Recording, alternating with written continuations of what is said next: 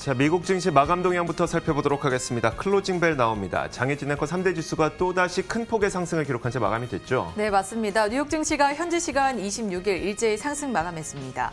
2조 달러 부양책의 윤곽이 나온 후 3일 연속 오름세로 출발을 했고요.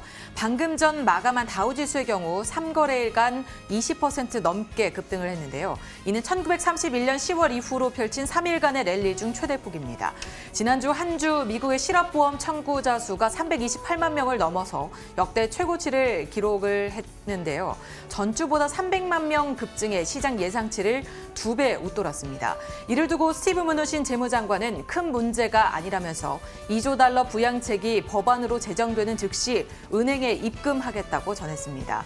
또 대규모 실업이 예상됐던 만큼 시장은 차분한 모습을 보여줬습니다. 또 전날 상원을 통과한 경기 부양책의 하원 통과를 앞두고 있어 하원 통과까지 확실시되면 트럼프 대통령의 사명 절차만이 남아 있습니다. 전문가들은 시장이 극심한 불안에서 차츰 회복할 수 있다는 기대를 나타내기도 했는데요. 장 후반에 상승폭을 더 키우고 3대 지수 마감을 했습니다. 보다 자세한 마감 상황 확인해 보시죠. 먼저 다우지수입니다. 오름세로 출발을 했고요. 상승폭을 키워 나갔습니다. 이날 보잉과 월그린 그리고 나이키가 다우지수를 끌어올렸는데요. 장 마감 직전에 크게 오르면서 1,300포인트 넘게 올랐습니다. 6.38% 오른 22,552포인트에 거래 마쳤습니다. 이어서 나스닥 지수도 확인을 해보시면요. 5.6% 올랐습니다. 7,797포인트의 거래를 마쳤는데요. 역시나 상승 출발을 했고 오름세를 이어나가는 모습이었습니다. 마지막으로 S&P 500 지수까지 확인을 해보시면요. 6.24%, 6% 넘게 올라 2,630포인트의 거래를 마쳤습니다. 지수들과 이외 지수들과 비슷한 흐름을 보였는데요. 유틸리티와 부동산 업종이 강세를 보였고요. 상승폭을 꾸준히 확대시켜 나간 모습이었습니다. 이날 미국 지수는 상당히 좋은 흐름을 보였는데 상품 시장은 어땠나요? 상품 시장은 조금 엇갈린 모습이었습니다. 특히 국제 유가의 경우에는 미국 증시가 이렇게 올라가는 와중에도 큰 폭의 급락을 기록하게 됐는데요. 국제 유가부터 한번 살펴보도록 하겠습니다. 지금 보고 계시는 것처럼 국제 유가는 지금 현재 5.7% 정도 하락한 채 거래가 되고 있습니다. 23달러 초반에 움직이고 있는데 장중 한때 7%까지 낙폭을 키우기도 했습니다. 그때는 22.7달러 선까지 내려가기도 했죠. 증시가 이렇게 좋지만 결국 아직은 이 원유 수요가 되살아날 기미는 아직은 보이고 있지 않죠. 경기 부양책이 아직 가동되고 있지 않기 때문에 원유 수요 감소 그리고 원유 수요 위축 이런 것들에 대한 불안감 때문에 원유의 가격은 오히려 하락한 상태로 거래가 되고 있습니다.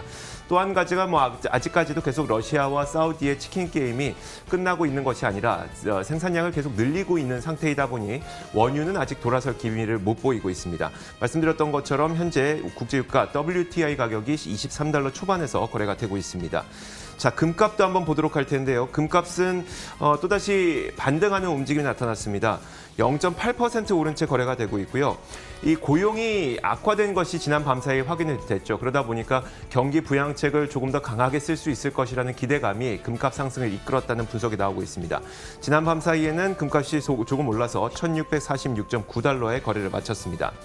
자, 이어서 달러 인덱스도 살펴보도록 하겠습니다. 자, 이런 경기 부양책이 계속 나오게 되자 달러 가치가 조금씩 이 강세가 완화되는 그런 모습이 나타나고 있습니다. 오랜만에 다시 한번 이 100포인트 밑으로 내려오는 채 거래가 되고 있고요. 지난 3월 17일에 처음으로 그러니까 오랜만에 100을 돌파했었는데 거의 10거래일 아니죠. 한 7거래일 만에 다시 100 밑으로 내려온 겁니다. 달러 인덱스는 1.69% 하락해서 99.34에 거래가 되고 있습니다. 금리의 경우에는 크게 움직이지 않아서 0.853%에 움직였습니다. 자, 이렇게 미국 시장의 마감 종가와 함께 상품 시장도 살펴봤습니다. 글로벌 외신 확인하겠습니다.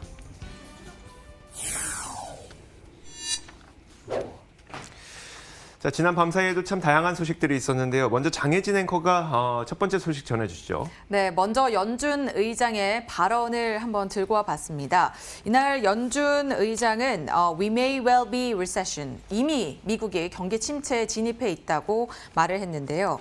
제롬 파월 연준 의장은 미국이 이미 경기 침체에 놓여 있을 수 있다고 인정을 했습니다. 그는 직접 TV에 출연을 해서 예외적인 인터뷰를 했는데요. 시장은 이를 연준이 코로나19로 인해서 발생한 경제 위기를 그만큼 심각하게 받아들이고 있다는 뜻으로 해석을 했습니다. 그는 이번 위기는 팬데믹으로 인한 특수한 상황이라며 미국 경제 펀더멘털에는 아무런 이상이 없다고 말을 했습니다. 또 코로나19의 확산세가 진정이 된다면 경기 회복도 재빠르게 일어날 것이라며 2분기에는 경제 활동이 감소하기는 하겠지만 다수의 사람들이 경제 활동을 다시 시작하게 되면서 하반기에 반등할 가능성이 높다고 말을 했습니다.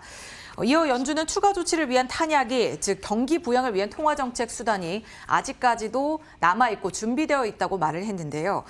트럼프 대통령이 부활절 전까지 경제 활동을 원래 이 사이로 돌리겠다는 발언에는 연준은 팬데믹 전문가가 아니라면서 다소 신중한 입장을 보였습니다. 연준은 앞서 금리를 제로 수준으로 내리고 무제한 양적 완화를 선언을 했는데요. 이런 연준의 노력에 어떤 시장의 반응이 나타날지 계속해서 지켜봐 주셔야겠습니다.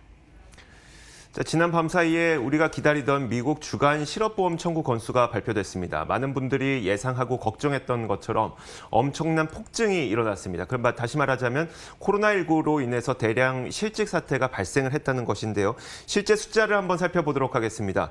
지난주 한 주 동안 미국에서 신청이 된 실업보험 청구 건수가 328만 건을 기록했습니다. 이게 통상적으로 한 주에 한 20만 건 정도가 기록이 되는데요. 지난주에가 조금 많아져서 28만 건이었습니다.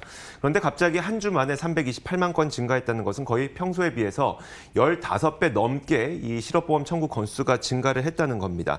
이게 종전 최고 기록도 넘어선 것이고 글로벌 금융위기 당시 기록에 비해서도 크게 올라선 것인데 제가 직접 그림으로 한번 보여드리도록 하겠습니다. 그림에 잘 안 나오니까 설명을 좀 드리도록 하죠.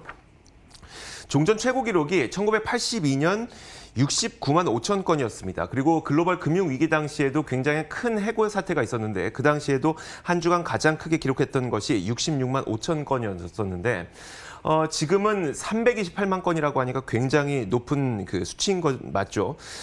이코노미스트들은 앞으로 실업보험 청구 건수도 더 늘어날 것으로 전망을 하고 있습니다. 옥스포드 이코노믹스의 이 그레고리 다코 수석 이코노미스트가 추가적인 셧다운이 있을 경우에 실업보험 청구는 더 늘어날 것이라면서 역사적으로 가장 심각한 해고 사태로 인해서 미국은 최악의 경기 위축을 겪을 수도 있다고 여전히 고용시장에 대한 경고의 목소리는 나오고 있는 상태입니다. 네, 다음으로 업종 소식을 전해드리겠습니다. 최근 미국 내에서 재택근무가 늘어나면서 이 슬랙과 마이크로소프트 팀즈 같은 메신저의 활동이 늘어나고 있는데요. 오늘은 팀즈의 소식입니다. 재택근무 확대로 슬랙이 강세를 보이고 있습니다.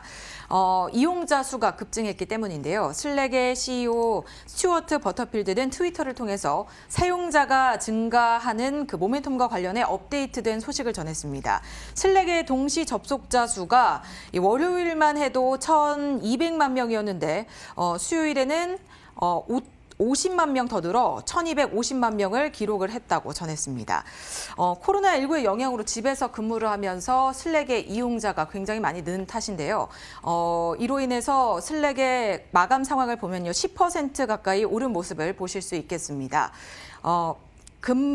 집에서 근무를 하면서 기업용 커뮤니티 서비스가 굉장히 강세를 보이고 있는데요. 앞으로도 어떤 행보를 이어갈지 계속해서 지켜봐 주셔야겠습니다.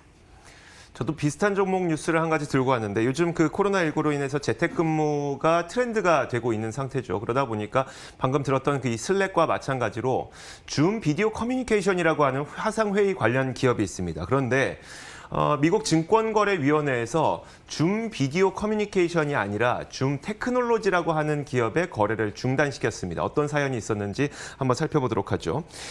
요즘 코로나19 수혜주로 각광받고 있는 게 바로 줌 비디오 커뮤니케이션입니다. 그래서 지금 제목에 보이는 것처럼 줌 비디오고 이와 전혀 상관없는 기업이 한 가지가 있는데요. 그 기업의 이름이 줌 테크놀로지다 보니까 이 두 개의 기업이 좀 투자자들 사이에서 헷갈렸다는 평가가 나오고 있습니다. 자, 우리나라에서도 한창 그 자전거 관련주가 뜨고 있을 때 삼천리가 자전거 관련주냐 이렇게 물어보시는 분들 많았던 것처럼 미국에서도 이 기업의 이름이 헷갈린 나머지 투자자들이 좀 이상한 기업에 투자를 하게 된 그런 케이스가 발표가 된 건데 사실 줌 테크놀로지의 경우에는 화상회의와 전혀 관련이 없지만 줌 비디오 인 커뮤니케이션과 헷갈리다 보니까 주가가 거의 이번 급락장에서 한 900%나 오른 채 거래가 되기도 했습니다. 그만큼 많은 투자자들이 헷갈려서 줌 비디오가 아닌 줌 테크놀로지에 투자를 했다는 것이겠죠.